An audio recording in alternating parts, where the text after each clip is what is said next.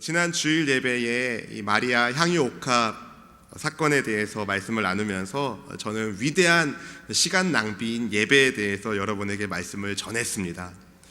말씀을 들었지만 깨닫지 못하고 지금 이 예배의 자리에 혹시 못 나오신 분이, 안 나오신 분이 계실지 모르겠어요. 아마도 내일이 공휴일이니까 주일이 일요일 되어 산으로 바다로 놀러 가신 분들이 혹시 계실지도 모릅니다.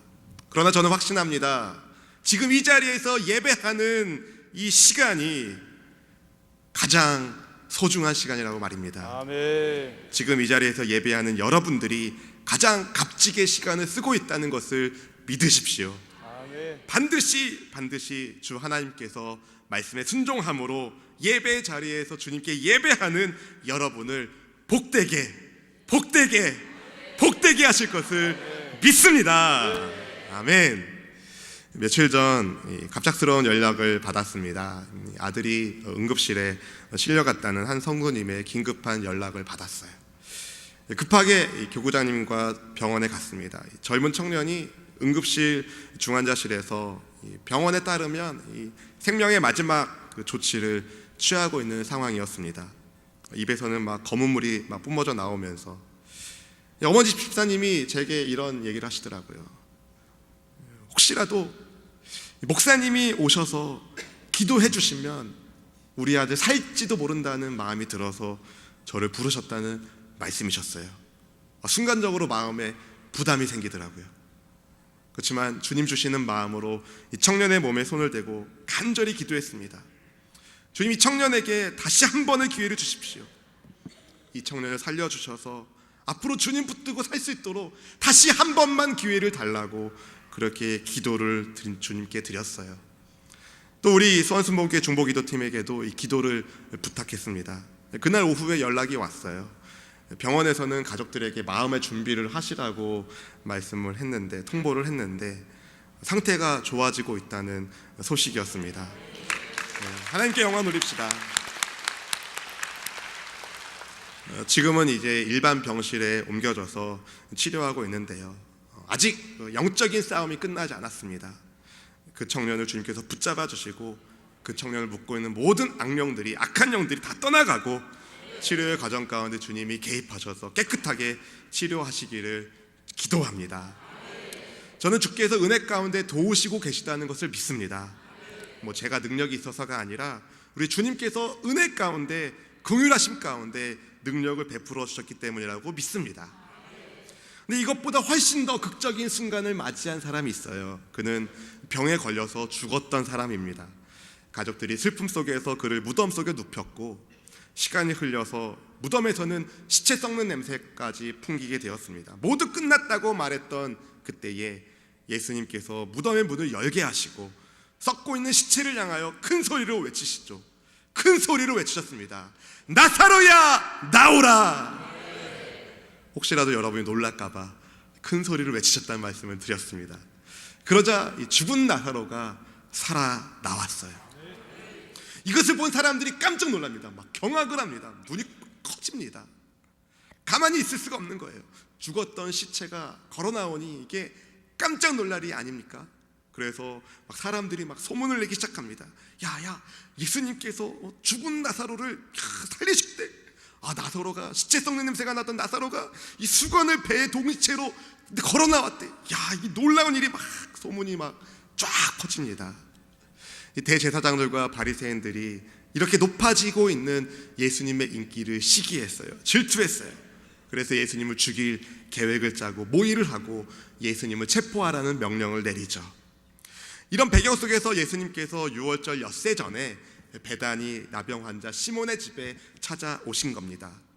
사람들은 이 죽은 자를 살리신 이 소문의 주인공 예수님이 나병 환자였던 시몬의 집에 오셨다는 것을 알고 또 그 자리에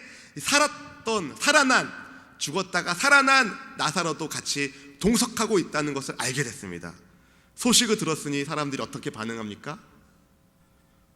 궁금한 거예요. 보고 싶은 거예요. 그래서 막 우르르 많은 사람들이 예수님과 나사로를 보기 위해 그곳으로 몰려갔습니다. 오늘 본문 9절이 그렇게 말합니다. 9절 한번 읽어보겠습니다. 시작. 유대인의 큰 무리가 예수께서 여기 계신 줄을 알고 오니 이는 예수만 보기 위함이 아니요 죽은 자 가운데서 살리신 나사로도 보려 함이로라. 네, 나사로도 보고 예수님도 보고 그러려고 사람들이 막 몰려온 거예요. 이걸 듣는 종교 지도자들의 마음이 좋지 않았어요. 가뜩이나 인기가 예수님의 인기가 높아지고 있는데 나사로 사건 때문에 자기들의 영향력이 백성들에게 끼치는 자신들의 영향력이 더 축소되니까 야, 이래서는 안 되겠다.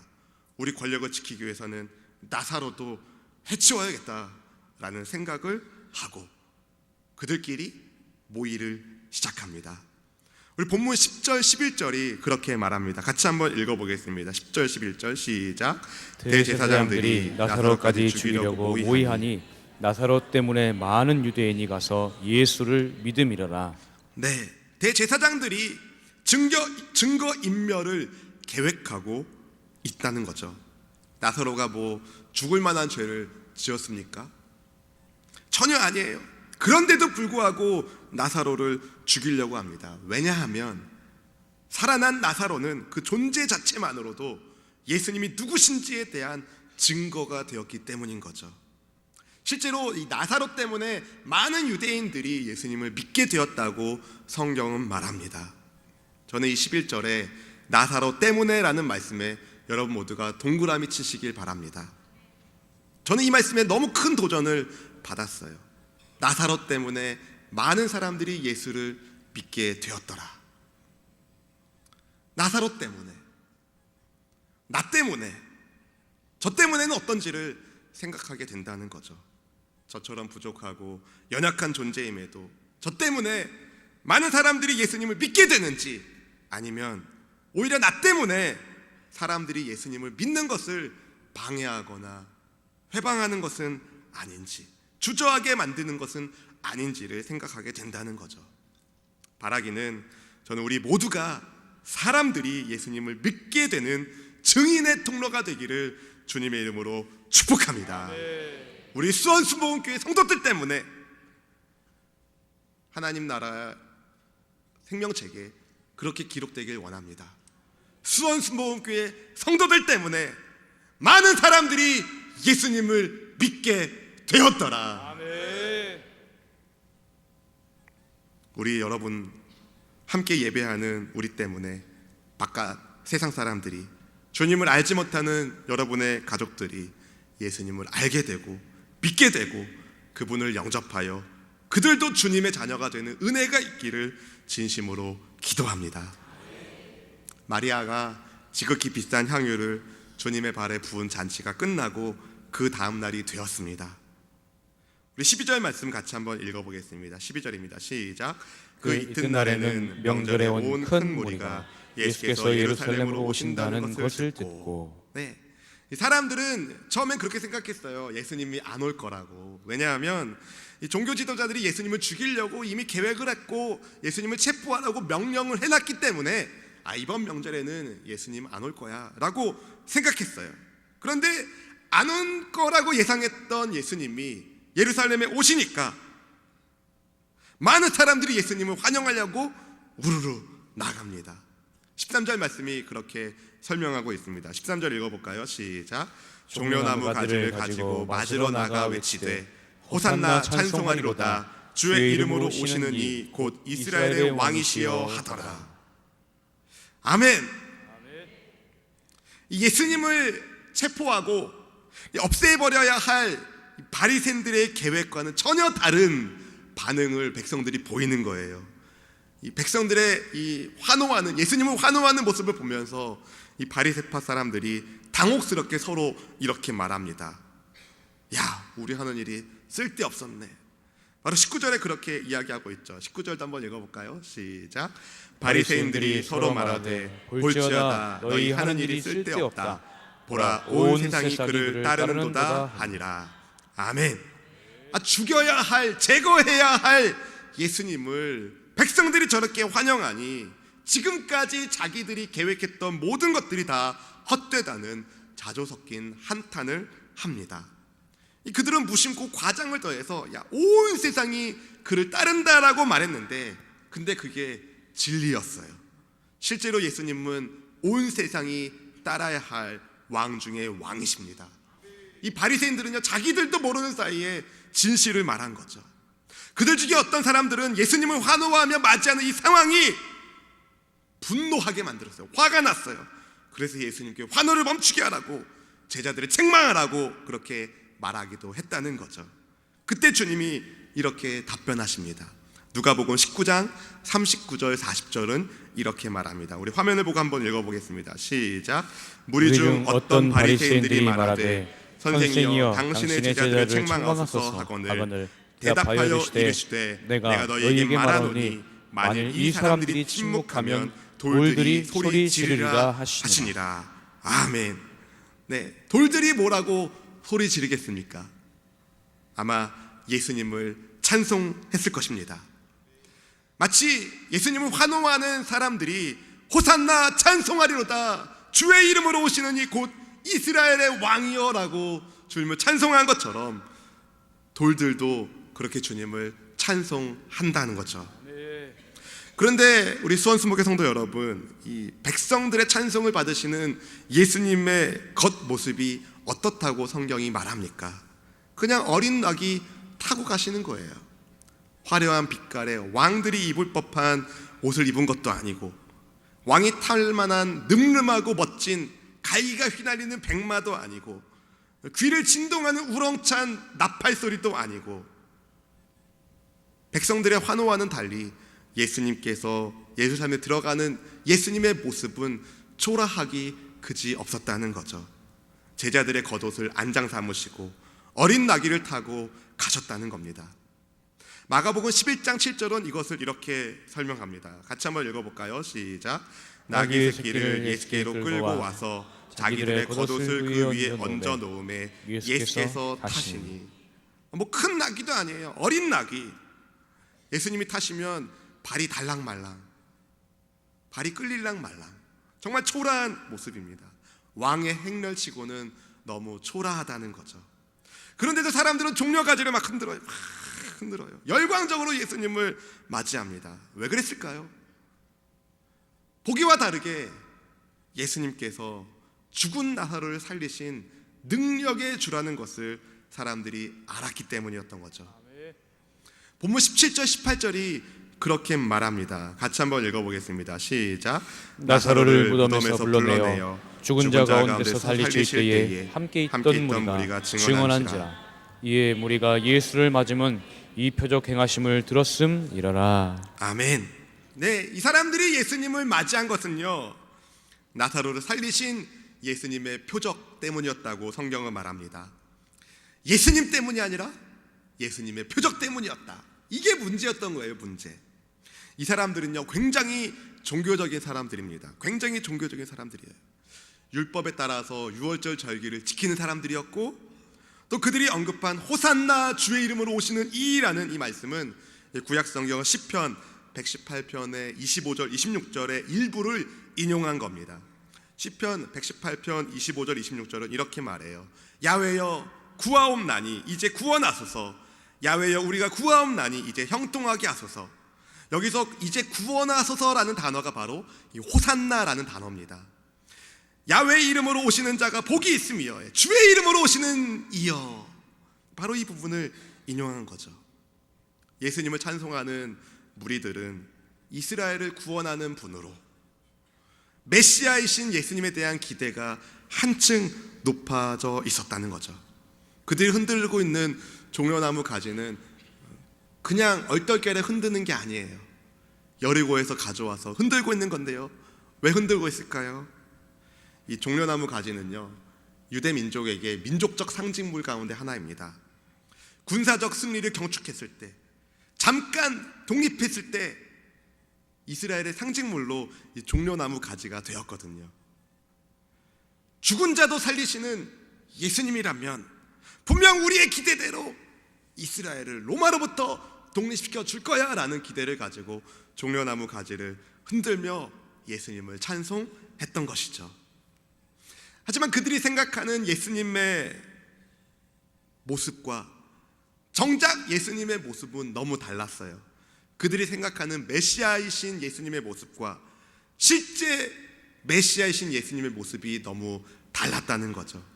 사람들은 예수님을 민족을 구원할 영웅으로 기대했지만 예수님은 군마가 아니라 어린 나귀를 타고 예루살렘에 들어가시면서 자신이 성경의 예언대로 오신 메시아라는 것을 보여주신 것입니다. 본문 14절 15절은 이렇게 말합니다. 같이 한번 읽어보겠습니다. 시작. 예수는 한 어린 나귀를 보고 타시니 이는 기록된 바 시온 따라 두려워하지 말라. 보라, 너희 왕이 나귀 새끼를 타고 오신다 함과 같더라. 이거는요, 이 스가랴 9장 9절을 인용한 거예요. 주님께서 어린 나귀를 타고 예루살렘에 들어가시는 것은 전적으로 구약에 예언된 말씀을 성취하는 것이라는 겁니다. 하지만 제자들조차 어찌하여 예수님이 어린 나귀를 타고 들어가시는지 몰랐어요. 그저 시키는 대로 어린 나귀를 데리고 왔지만 어째서 예수님이 어린 나귀를 데려오라고 하셨는지에 대한 감각이 전혀 없었다는 겁니다.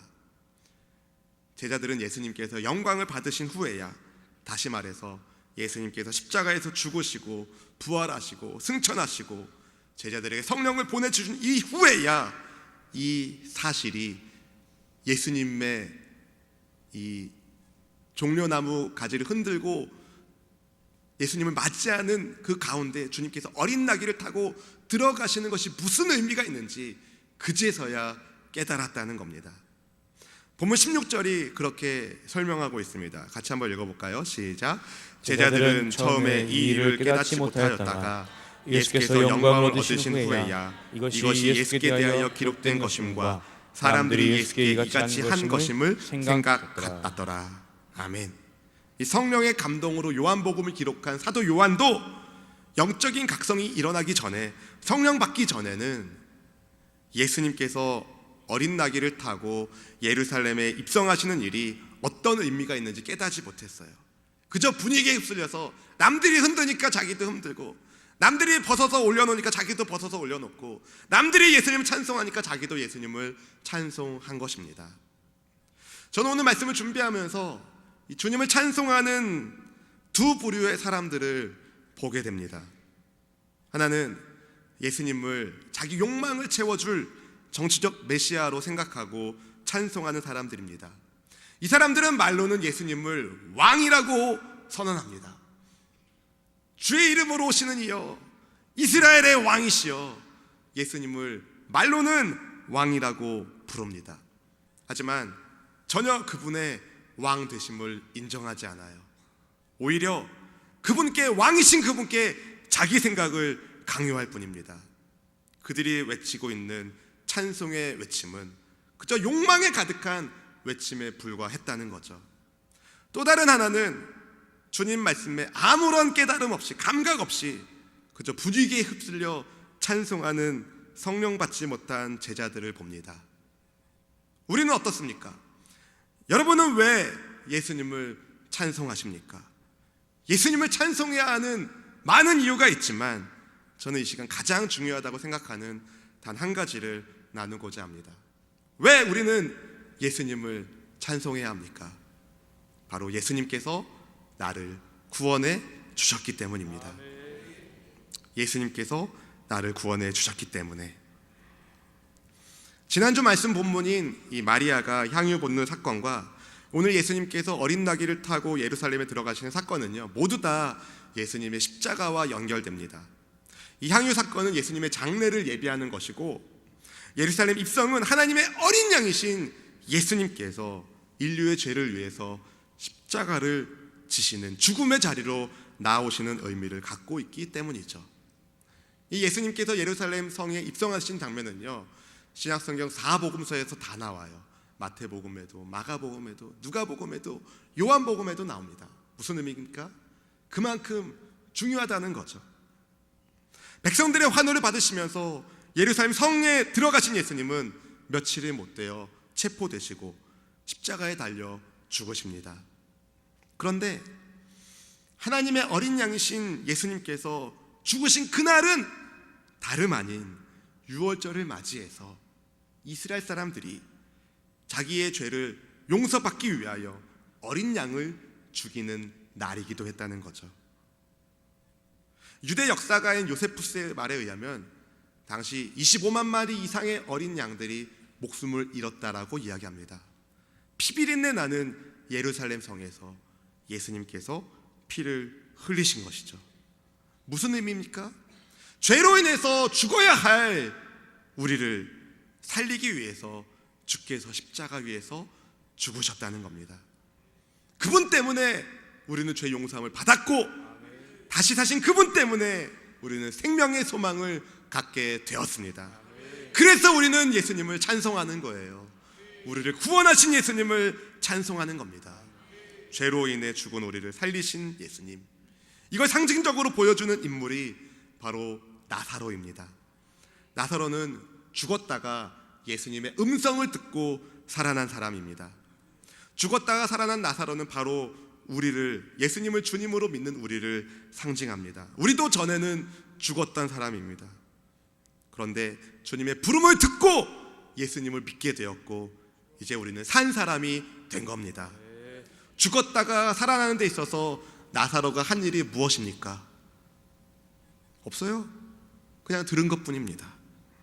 그저 예수님의 은혜로 살아났다는 거죠.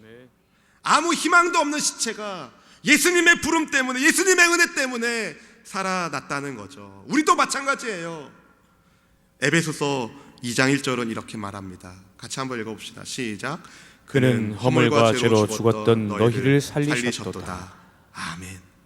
허물과 죄로 죽었던 우리를 살리셨습니다. 우리는 죽었다가 예수님 때문에 살아났어요. 그래서 우리는 이렇게 예수님을 찬송합니다. 구원하심이 보좌에 앉으신 우리 하나님과 어린 양께 있도다. 사랑하는 성도 여러분, 예수님의 십자가를 생각하면, 예수님의 사랑을 생각하면 우리는 찬송하지 않을 수가 없습니다. 예수님은 찬송받기에 합당하신 왕 중의 왕이십니다. 우리가 찬송하지 않는다면 돌들이 소리칠 것입니다. 우리가 찬송해야 합니다. 주님을 찬송합시다. 주님을 찬송합시다. 찬양대 주님을 찬송합시다. 성도 여러분, 주님을 찬송합시다. 무엇보다 성령 충만함 속에서 주님을 찬송해야 합니다. 믿음의 형제 자매 여러분, 성령 받기 전에 제자들은 분위기에 휩쓸려 주님을 찬송했어요. 성령 받기 전에 제자들은 분위기에 휩쓸려서 주님을 찬송했어요. 오늘날 우리가 드리는 찬송도 그런 위험이 있습니다. 노래가 좋아서, 음악이 좋아서, 분위기가 좋아서 찬송할 수 있다는 거죠. 이런 찬송 주께서 뭐라고 하실까요? 사랑하는 우리 수원순복의 성도 여러분, 성령 충만함 속에서 주님을 찬송해야 합니다. 에베소서 5장 18절 19절은 이렇게 말합니다. 같이 한번 읽어봅시다. 시작. 술 취하지 말라. 이는 방탕한 것이니 오직 성령으로 충만함을 받으라. 시와 찬송과 신령한 노래들로 서로 화답하며 너희의 마음으로 주께 노래하며 찬송하며. 아멘. 오직 성령으로 충만함을 받으라. 찬송을 해도 주님 받으시는 찬송을 해야 해요. 방탕함을 버리십시오. 주님을 찬송하는 입술로 다른 사람들을 해하지 마십시오. 다른 사람들을 험담하지 마십시오. 하나님의 뜻은 우리의 거룩함입니다. 우리의 모든 음란함을 제거하고 성령 충만하게 거룩하게 주님을 찬송해야 합니다. 우리 죄를 십자가 사랑으로 씻겨주신, 씻어주신 주님께 거룩하게 정결하게 찬송해야 하지 않겠습니까?